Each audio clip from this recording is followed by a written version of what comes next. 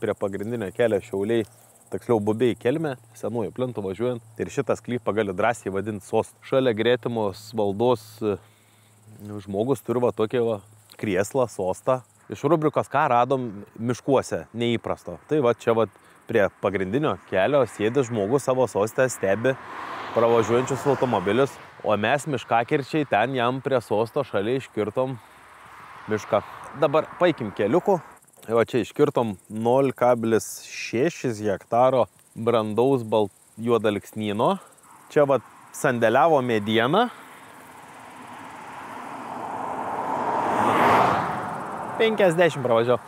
Čia sandėliavo medieną, čia miškovežiai sustoja, ženklai buvo sustatyti 50-70 kelio remontas, bet niekam neįdomus tie ženklai, kaip važiavo 100, taip 100 ir važiuoja. Tai, biški taip nejauku buvo vairuotojam čia ant kelio stovėti ir krautis medieną. Nes nepanašu, kai čia ant 20, tai prislopintų greit. Tai va, čia toks vienas iš tų tokių buvo tų objektų, kuriuos džiaugiamės padarę.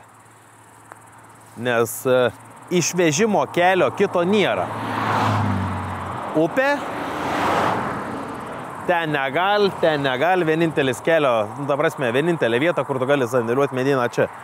Jeigu neturėčiau savo miškovežių, tai ir jeigu reikėtų pačiam nusisamdyti kažką kitą, kas atliktų paslaugą, atvažiuokit čia, sustokit ir kraukitės medieną, tikrai. Mes ir leidimus išsipirkom, kad galima būtų sandėliuoti medieną, krautis ir taip toliau ženklus sustatai, bet jie nematomi. Ta prasme, tie ženklai, žinai, tie trikampiai su raudonu viršuje skaičius užrašyti 5-0 arba 7-0. Dar ten žmogeliuks būna tas kur kas, bet tie nesimata.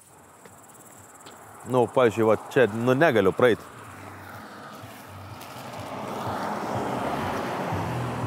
Nemėtikit tų šiukšlių. Prie kelio susirinkit. Nesunku išmesti tą maišelę, ne?